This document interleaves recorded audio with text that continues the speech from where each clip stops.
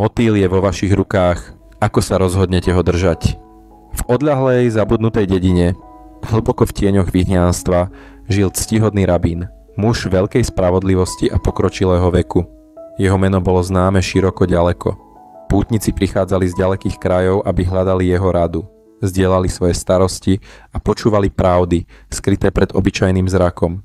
Veď on poznal tajomstvá, ktoré iní nevedeli vnímať ani pochopiť. Hovorilo sa dokonca, že vtáky na chvíľu prestali spievať, aby počuli jeho modlitby a vietor sám stíchol, aby niesol jeho slová. Predsa medzi mnohými, ktorí ho uctievali, bol jeden učenec, ktorý niesol semeno pochybnosti.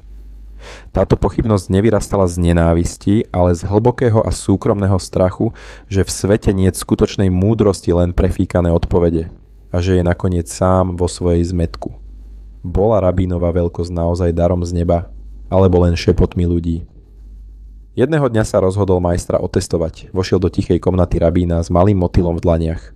Jeho krehké krídla sa chveli o jeho dlane. Nežný život uväznený medzi slobodou a smrťou. Jemne sa poklonil a prehovoril: Majstre a učiteľ, počul som o zázrakoch tvojej múdrosti a sile tvojich skutkov. Povedz mi prosím, držím v rukách motýla. Je živý alebo mŕtvy?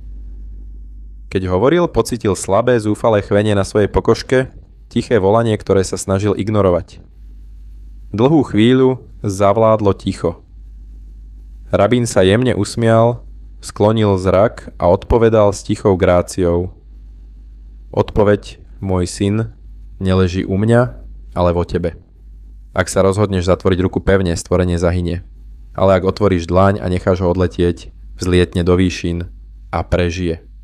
A v tej chvíli učenec pochopil, rabínova veľkosť nespočívala v predpovedaní osudu, ale v tom, že vrátil zodpovednosť do srdca človeka. Motýl bol len zrkadlom a jeho krehké krídla niesli váhu každého rozhodnutia, ktoré musí duša urobiť. Tak je to aj s každým rozhodnutím. V našich rukách neleží len výsledok, ale aj to, akými ľuďmi sa stávame tým, čo si vyberáme.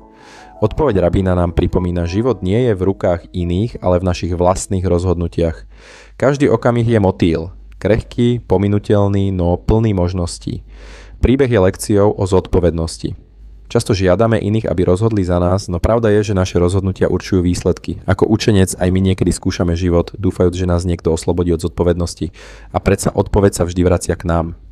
Držať pevne môže znamenať smrť, pustiť môže znamenať život. Motýl nám pripomína, že lásku, vieru a zmysel nemožno uväzniť, musia mať priestor na vzlietnutie. Ale pamätajte, rabín nehovoril len o tom, ako pustiť motýla.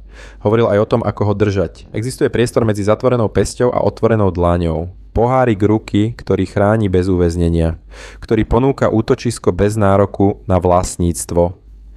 Dokážete držať motýla svojho života, svojej lásky, svojho umenia s takou uváženou gráciou? Keď držíte príliš pevne, chránite život alebo bránite mu stať sa tým, čím mal byť.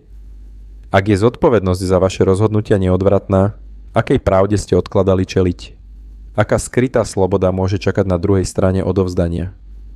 Keby každý človek, ktorého milujete, bol taký krehký ako motýl, hovorili by ste s ním inak? Počúvali by ste ho inak?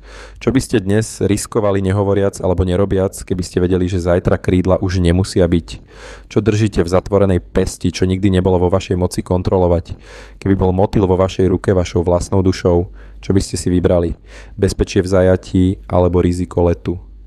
Miera života nie je v tom, čo držíte, ale v tom, čo si trúfate pustiť. Motýl je vo vašich rukách, nie na vlastníctvo, ale aby odhalil, kým ste, keď sa rozhodnete. Všetky práva vyhradené sami Psolovi,